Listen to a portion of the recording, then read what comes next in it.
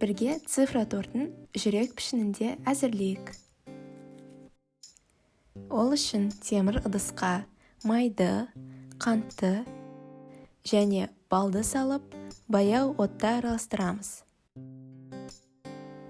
Май мен қант толығымен еріген соң, ас содасын қосамыз.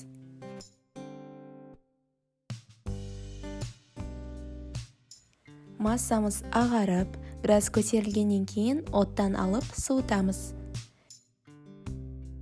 2 минут өткен соң 2 жұмыртқаны қосып, жақсылап араластырамыз. Кейін ұнды салып, кішкене қолға жабысып тұратын қамырды илейміз. Қамырға көп ұн салып жібермеңіздер, өйткені қамыр піскеннен кейін қатты болып шығады.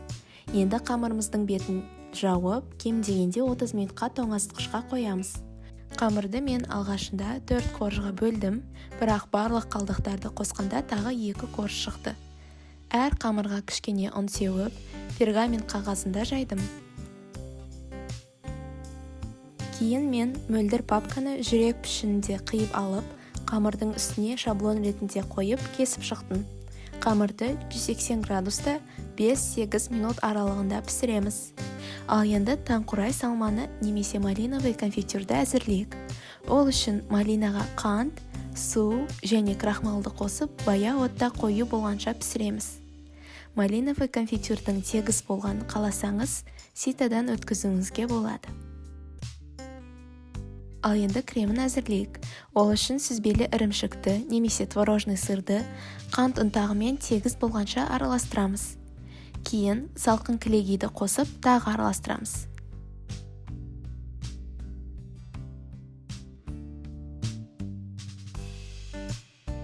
Енді тортымызды жинайық.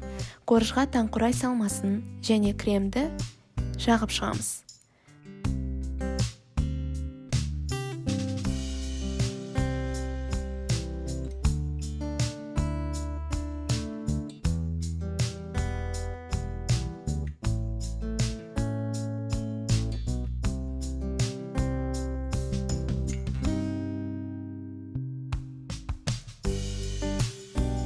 Тортты соңында өз қалауыңыз бойынша безендірсеңіз болады.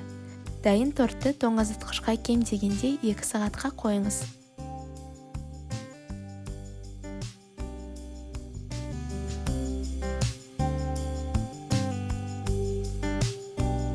Торт өте дәмді әрі нәзік болады. Астарыңыз дәмді болсын.